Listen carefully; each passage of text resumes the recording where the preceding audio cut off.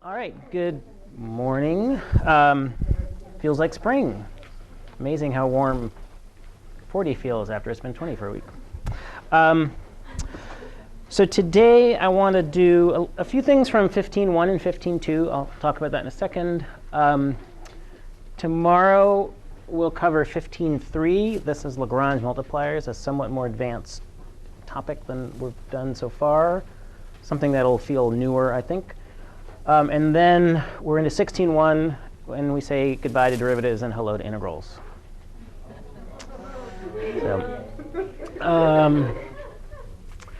So, my hours on Thursday from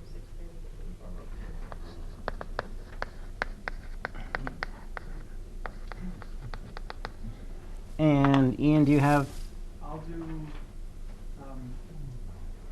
Wednesday, let's see, 6 to 7 in the bottom lab, and Friday, 4:30 to 5:30. Great. But actually, absolutely any 5:30 this time, because I have to fly to South Africa. Fair enough. I guess that's a good excuse. Yep.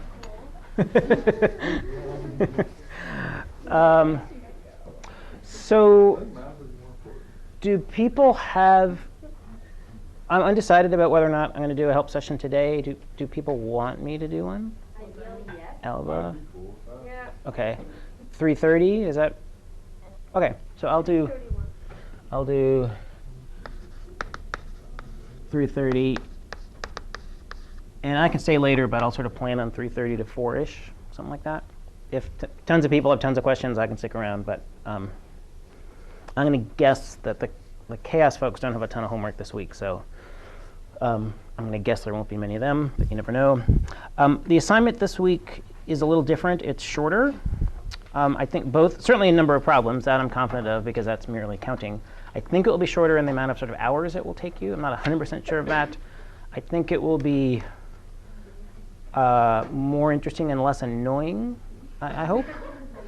I mean, sometimes things are annoying. It's like next week, it's probably going to be annoying again. But that's the way. But this week, hopefully, a little bit less annoying.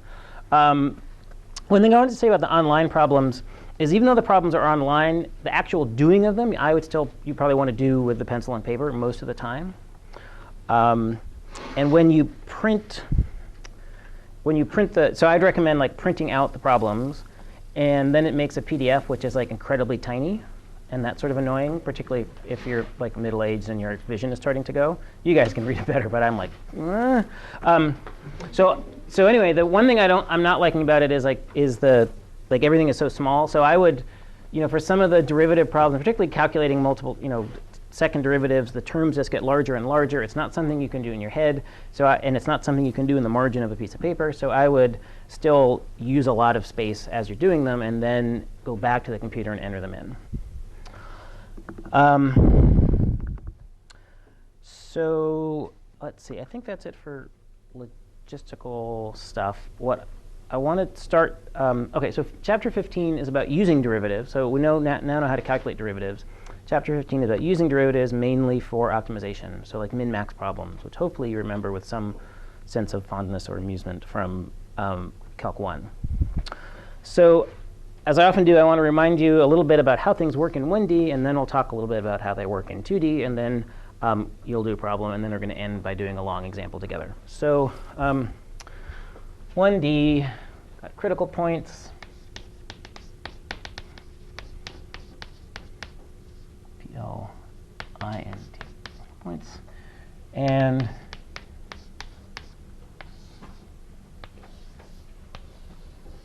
those are points where, here are the critical points, right, where the derivative is 0.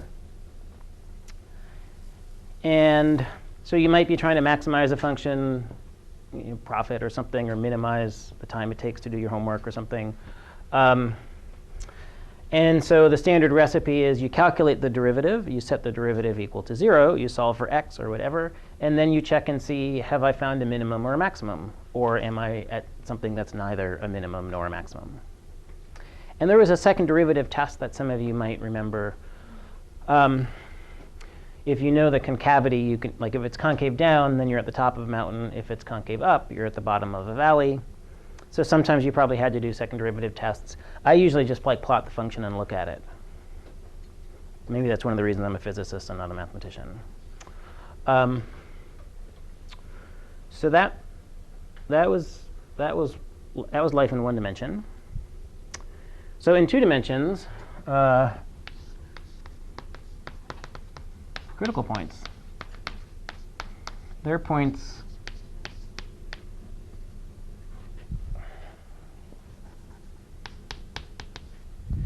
where the derivative is 0, only the derivative in 2D is actually the gradient, and it's a vector. So there's sort of two parts to it. And what that means is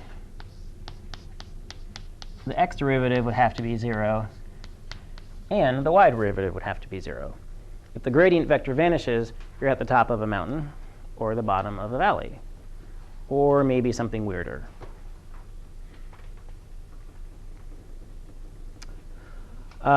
So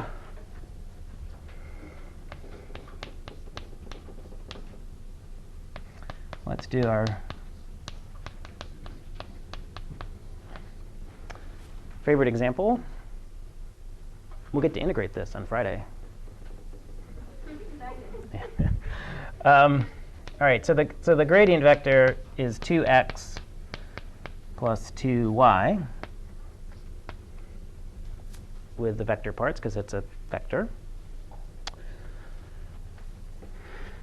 And so if I wanted to set del f equal to 0, that's going to mean I have two equations.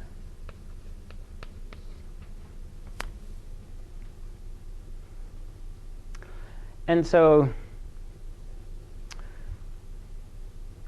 perhaps just seeing this, there's a slight sense of foreboding, because now you need to solve a system of equations, which best case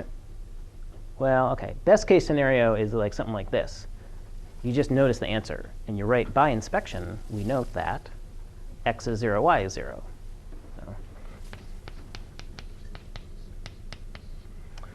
So, if these are linear equations, you can solve them with elimination and back substitution.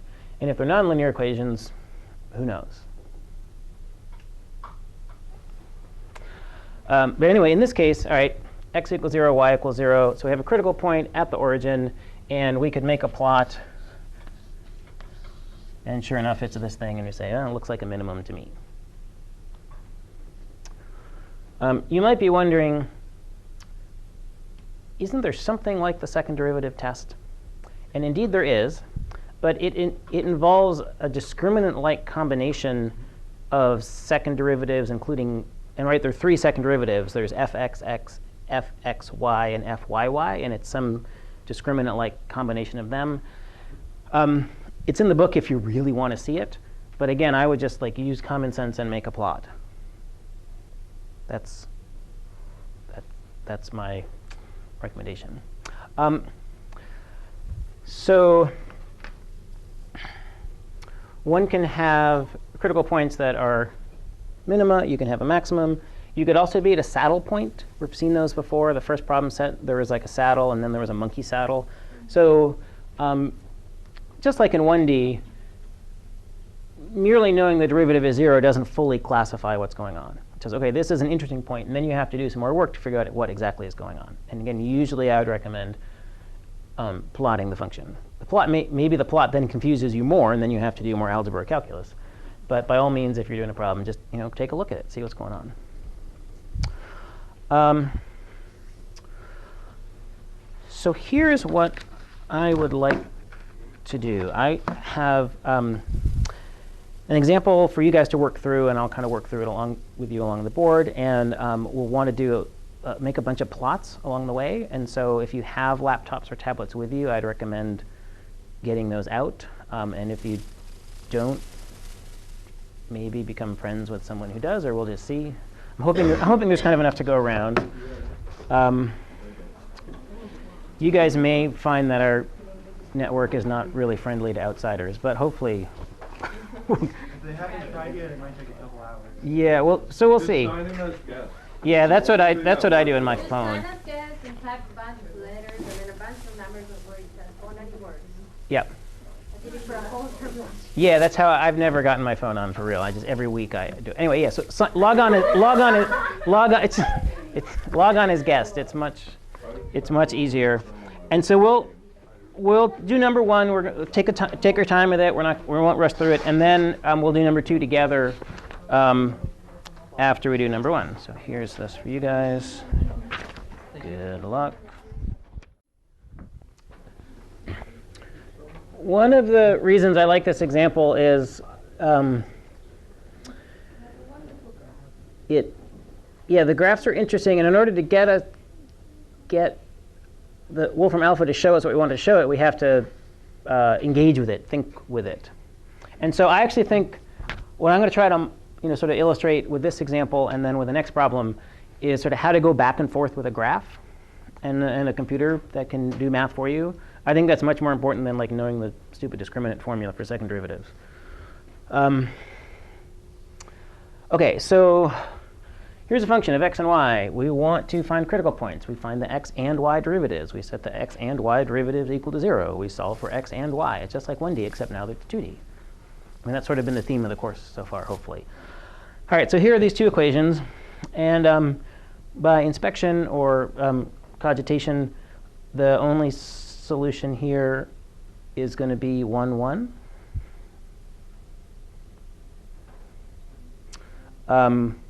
Notice, by the way, if x or y are 0, we have non-existent derivatives. And that sort of makes sense. If x or y are 0, we're dividing by 0, so you would expect explosions. So then we just like ask Wolfram alpha to plot it. And because we don't like typing, or we're just like, all right, we just let it choose the limits it thinks is best. And this is what it tells us.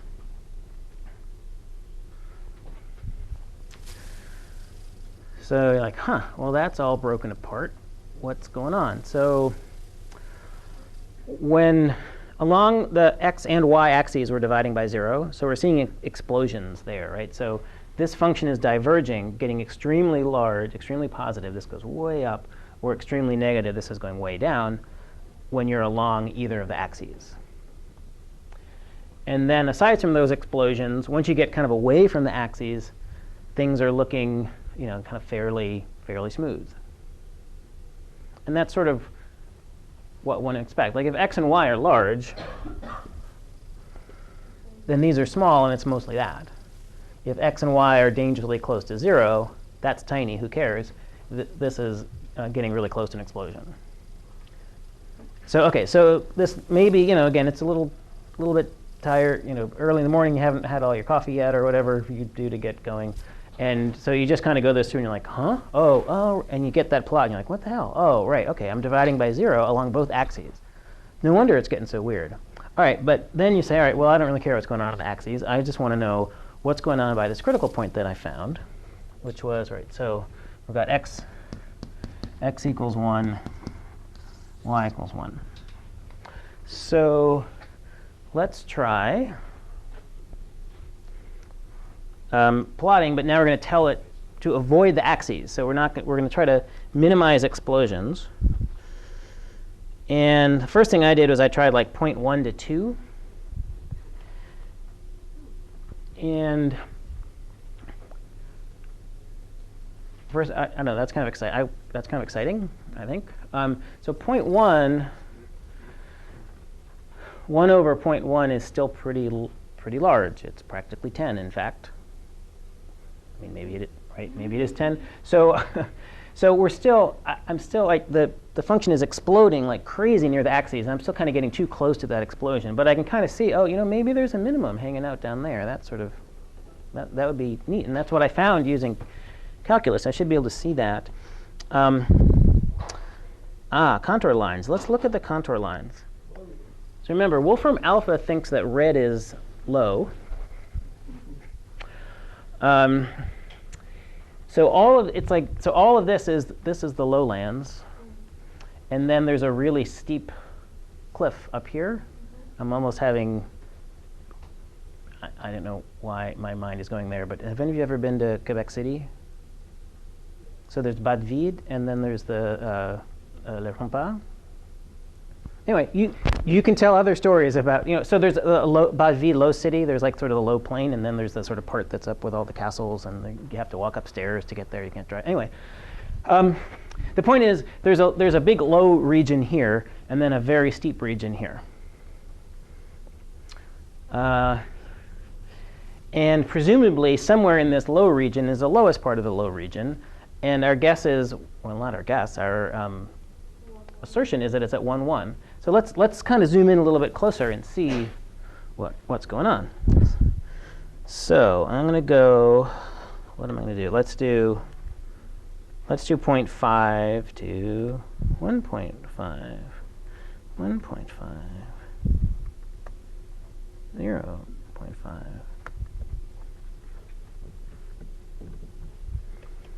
And the excitement builds.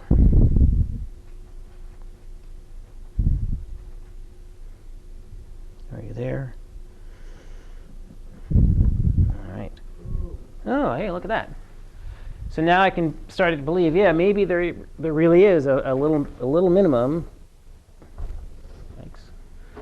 Maybe there are ghosts. Maybe there are also ghosts in the building, and you can sort of start to see that even more. Again, it's a pretty shallow, gradual basin. It gets a lot steeper here, but again, the low point we can imagine is right at 1, 1. Red is low. Yep, you saw where this is headed. And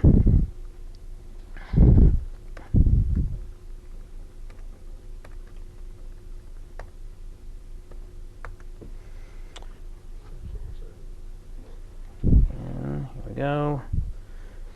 And now we can see, again, red is low. And so we can keep zooming in, and this is what we're going to keep seeing. Again, we can believe that there's a minimum right there. What if I chose a different point to zoom in on? Suppose I zoomed in on 2, 2.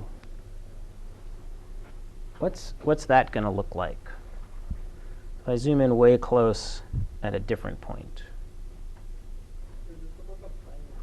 Yeah, so right, that's sort of the central idea of 1D calculus is if you zoom in on a curve, it looks like a line, unless you're at a critical point here. If we zoom in on a surface, it looks like a plane.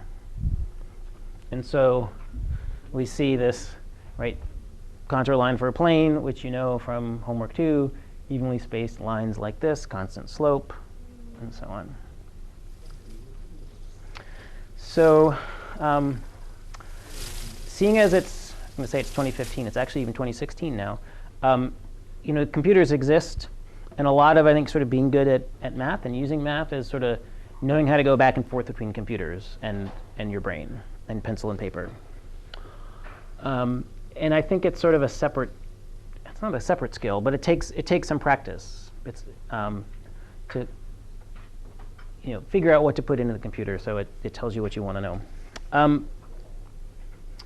I should mention that Wolfram Alpha, the amazing website, is based on a program called Mathematica, also by Wolfram, which is insanely expensive, but is also pretty useful, and it's certainly not open source or anything. And that lets you actually create a whole notebook. So this is it's like a one-shot. You'll answer one question at a time, and you can't kind of cut and paste and so on. Mathematica will let you, in effect, write little programs that kind of keep a dialogue going. And if you guys have Jackson Lab ties, you might be able to get your hands on them. I'm sure they have Mathematica site licenses there. There's another program called Maple that's Canadian, from Waterloo, and is probably costs about half as much, and is also almost as good. You might be able to get your hands on Maple also over there. Anyway, and I used to try to get Maple for students here, but it just cost a bunch of money, and then Wolfram Alpha came along and was so much easier to use. All right, so are there questions on this example? Alrighty, so what I want to do now, and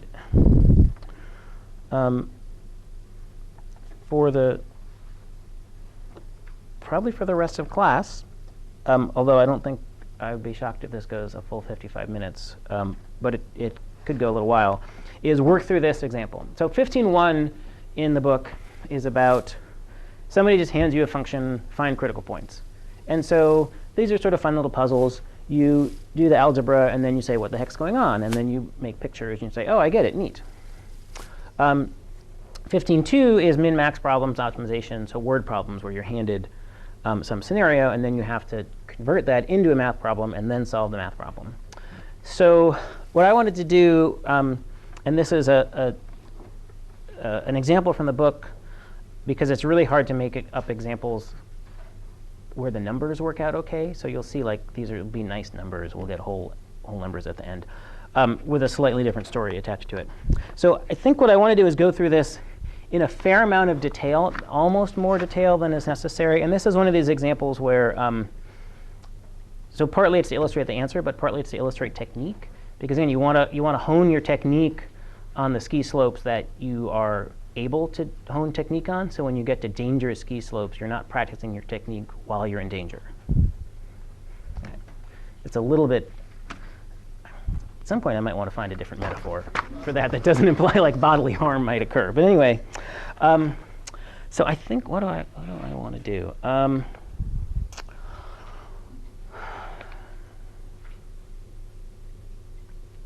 think there's some risk to this, because sometimes this doesn't like to turn on immediately after it's turned off. So I think I'm going to want to use a bunch of board space here, and we'll probably end then with some pictures. So we'll just sort of see how this goes. So, so here's the scenario. It's always a little scary when that happens. So 20 cubic meters of tofu. So that's a lot of tofu. That's kind of fun to think about. The original problem had gravel, and oh, that's boring. So tofu delivered to College Atlantic. That would be an enormous supply of tofu. And so the tofu maker has to purchase. This is a little contrived, but it's as contrived as the problem in the book. So needs to purchase a box to transport. It needs to make a box to transport the tofu to the hungry College of the Atlantic community. And she is trying to figure out what box should I make. And so the deal is that you might think, well, make a really big box, and then you can carry all the tofu. All the tofu will fit in the box. But then you have to pay for a really big box. So okay, make a small box, because small boxes are cheaper than big boxes. But then you have to make multiple trips. Right? So that's the way all these min-max problems are, right? So on the one hand, but on the other hand, okay, so that's all min-max problems, optimization problems involves it's some sort of a trade-off. So that's where this is headed. All right, so a good place to start is with a picture.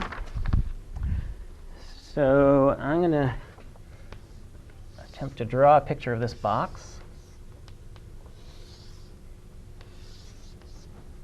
And of course, I made it go off this thing. That's right. And so, for some reason, the textbook didn't say. I didn't come up with a reason in my version. Maybe regulations. The box has to be a half meter tall. And I'm going to call this x and this y. And then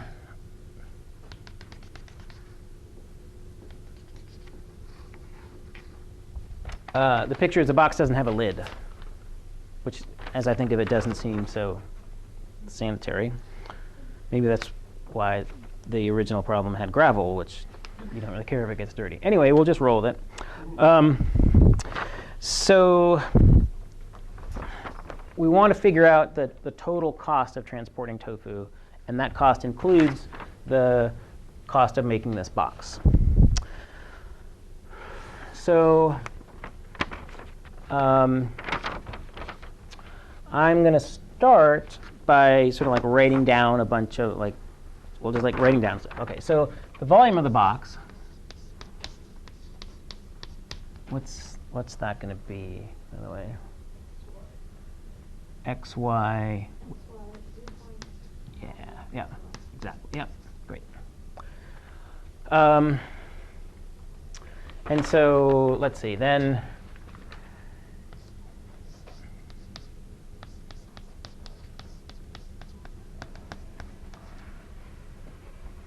oh, and I guess, I mean, T equals volume of tofu. So when you're faced with a word problem, again, you don't know how, maybe you don't know how to solve it right away, but you know to act like you know how to solve it, which is you start writing down stuff that you know. Like, oh, okay, so T, that's the volume of the tofu, and that's going to be 20 that's cubic meters, volume of the box, and I want to know, like, what's the number of trips? If I have T volume in, I want to put in a box of volume V. That was not a helpful sentence. How many? If I have 3 liters of water and you have a 1 liter that I want you to transport someplace, and you have a 1 liter Nalgene bottle, how many trips do you need to take? Because 3 divided by 1 is 3. So what I'm trying to suggest is the number of trips. Is that?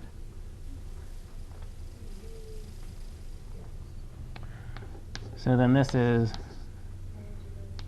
by a half xy, 40 xy. Oops, no, the xy stays downstairs.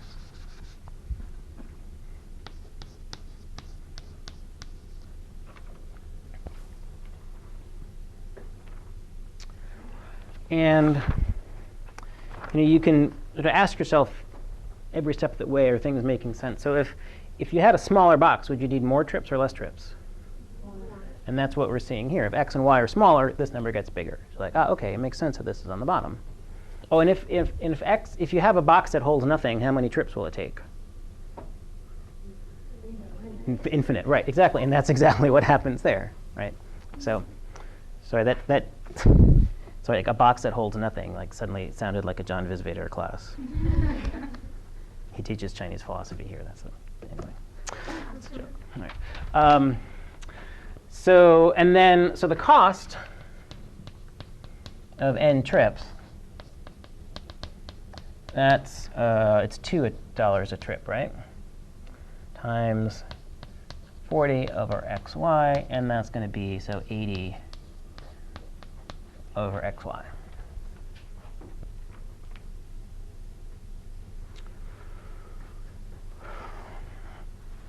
Okay. So that's the sort of cost associated with transportation. Because like it's $2 a biodiesel per trip or something like that. Or that could be time, as well. So next, let's think about the cost of the box. And so when I did this last night, I just sort of made a little table. I've got an area, and then cost. So we've got ends, sides, and the bottom. So the ends are these things. And what's the area of the ends? Y times half, and there are 2 of them. Yep, so 2 times half y. Yep. And then the sides?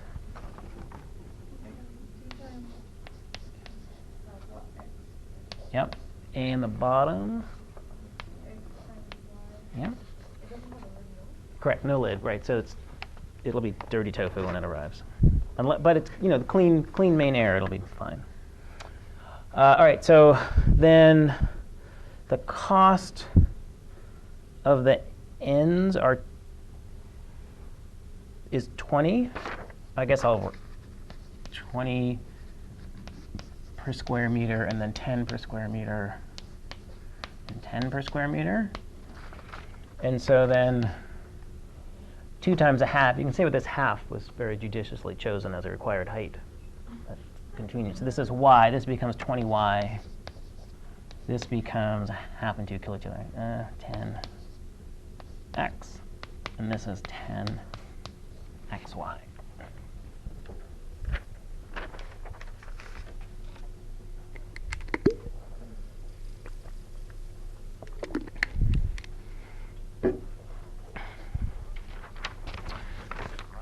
So now we have an expression for the total cost. Total cost C, 80 xy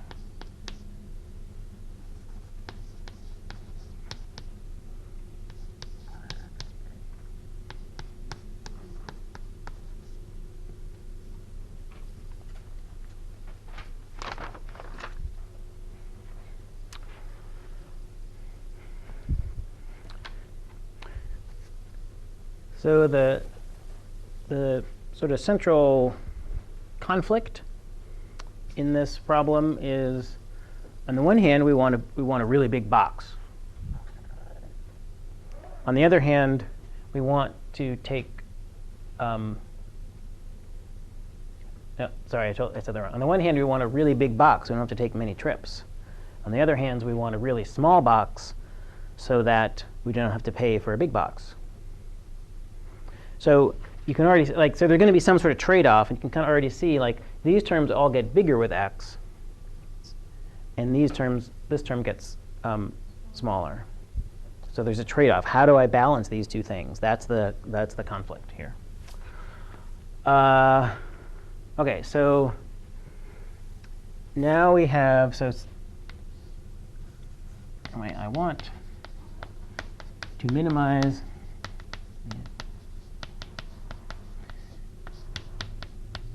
C of xy.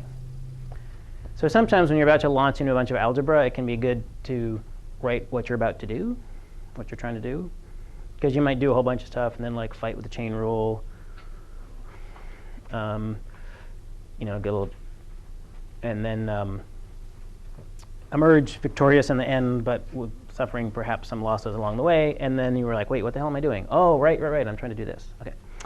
It also can be useful if you stop, all of a sudden it's time to eat dinner, and you're like, oh, I'm so hungry, I must eat food. And then you come back a little while later, and you're like, what the hell am I doing? Oh, that's right, I'm trying to minimize this. Anyway, so just writing, for these longer problems, not for the sort of quick web work ones, but for these longer ones, and this is certainly true in physics also, a few little roadmaps to what you're thinking is really, really helpful, and also just kind of helps you stay focused as you're doing it. So I need to find Cx. Cy, set Cx 0, Cy equals 0, solve for x and y. All right, so maybe I'll go over here, and let's see what we've got.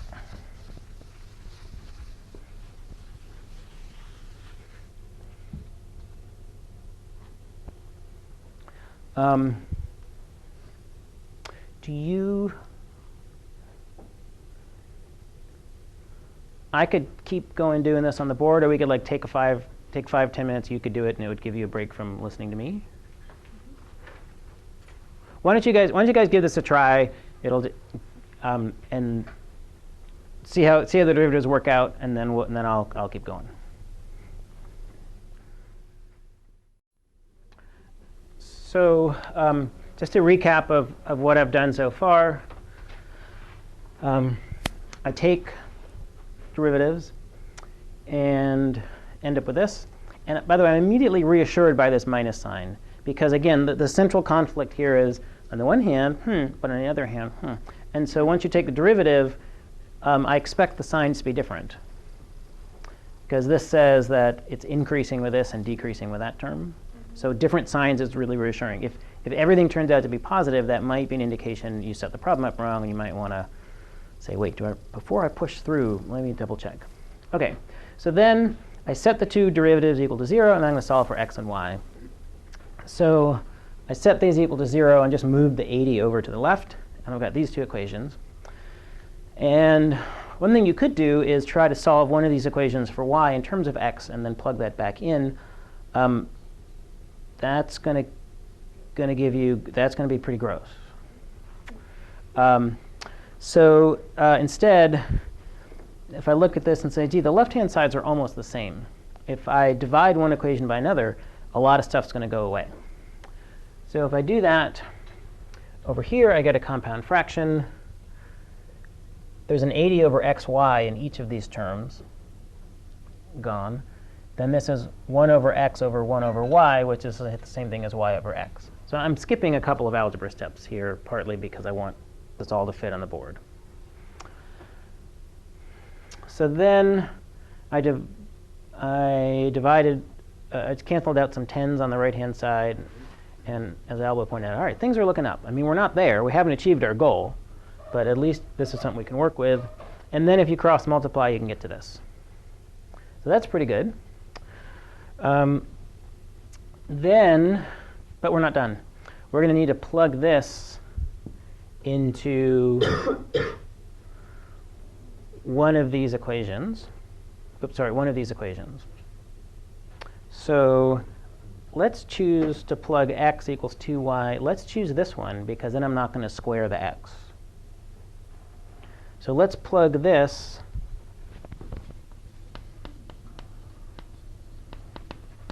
into cy equals 0, and we'll solve for y. And that'll be exciting. We'll get an actual number. And then we can go back and get a number for x. And then we can see, does this make any sense at all? So give that a try, and I'm going to start preparing technology. Not going to let me do that. All right. So here I'm going to plug in I'm plugging into this equation. I'm plugging in 2y for x. And that gives me a y cubed. Minus 80 over 2 becomes minus 40. Then what did I do? I divided through by 20 and multiplied by y to the 4th.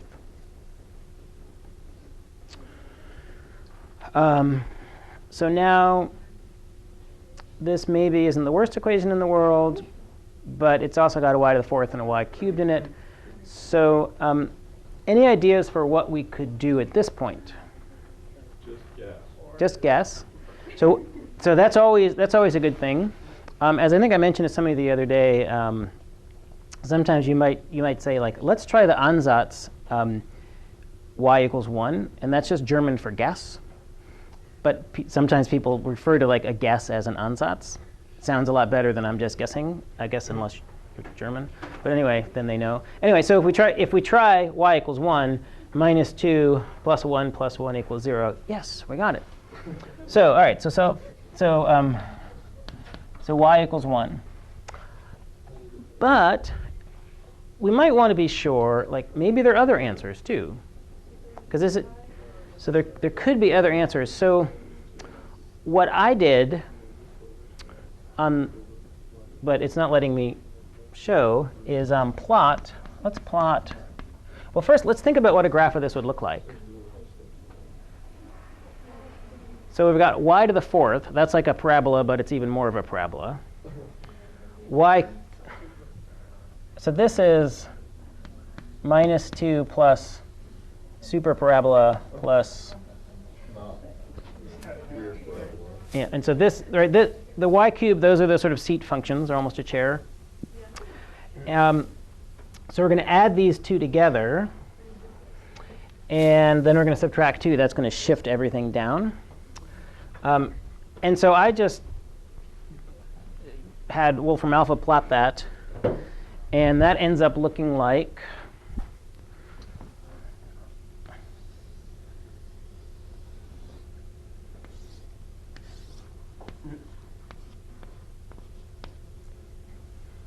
so we only care about positive solutions.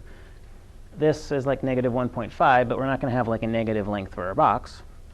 So this is the only positive solution. And you would also find that it does indeed go through 1, confirming our previous ansatz. So again, I mean, you're doing algebra. You kind of think, OK, I think I got this. Like, just take a look at the function. Ah, OK, no big deal. So what we have then is y equals 1, and then x will be 2. So we now know the optimum box size for tofu delivery in this admittedly contrived example. So what I would do then, and what had so looked forward to sharing with you, but will not be able to because of the red light on the little box, is, all right, so let's then to go back and make a plot of the surface. Let's see, is this really a minimum or a maximum? I mean, it'd be weird if it was a maximum, but we might want to check. And so I would go through a similar thing, plotting this function and sort of zooming in on our critical point. So one thing that I think is sort of interesting about this example is here, again, if you just say, hey, Wolfram Alpha, plot this for me, it's going to say, I don't know what he's thinking. I'm going to try maybe like -2 to +2 in both directions. And you're going to be dividing by 0. And you're going to get that horrible looking spike sort of thing. And you might think, well, this is like a physical, I mean, OK, it's not like physics, but this is like a physical example, a real example. Why are we dividing by 0? And the answer is, well, because, as we decided earlier, a box of 0 size takes forever to move something. So the model breaks down sort of when x and y go to 0, but that sort of makes sense. And you would know, like, I'm not going to make a tiny, like no box will get me nothing. Anyway, so sometimes dividing by 0 does sort of occur in a very innocent sort of word problem type example. No big deal. Just do the plot. Exclude 0 from the plot, and you'll see that there's a relatively shallow minimum, but there is indeed a minimum here. And you can zoom in, and you'll see the contour lines will be those like little circles with the dark red in the middle. It would have been a very satisfying way to end class after all of this algebra, to have it confirmed in graphical, visual form. But I suppose that's something you'll have to do. It won't project. I don't know. I mean, there's only like one button to push. I think what happens, and I knew this was a risk, when you turn it off, it likes to cool off completely before it begins going again. And so I think I probably tried to turn it on too quickly. And now it's like telling it to be on, but it's like I don't want to be on, and it's probably just like. And so I hope Helen doesn't need it in the next class. At least the projector down in the ES classroom, same thing. If you turn it off, you need to like wait a certain amount of time for it to come back on, and I suspect I didn't wait long time. Maybe Don got it out, but that was weird because Don was using it. You could always say it was him, and you probably didn't. Yeah, exactly. Who would ever know? It's not like we're recording this and putting this on the internet. So yeah, Don broke the projector, even though it worked the first time. So I don't know. But so again, the point, the take-home message is the algebra for these can be tricky, but that's sort of a fun adventure. Write out a lot, write what your variables mean as you're setting things up, and then use Wolfram Alpha to kind of check your intuition along the way. That's much more valuable than knowing the discriminant formula. So there are just a couple of problems on this for the homework. Hopefully they'll sort of be fun and interesting and not annoying the way some of the web work stuff is. I think we should end now. I will amble over to the dining hall and can happy to stick around there for a while if people have questions or other things. And tomorrow we'll do Lagrange multipliers.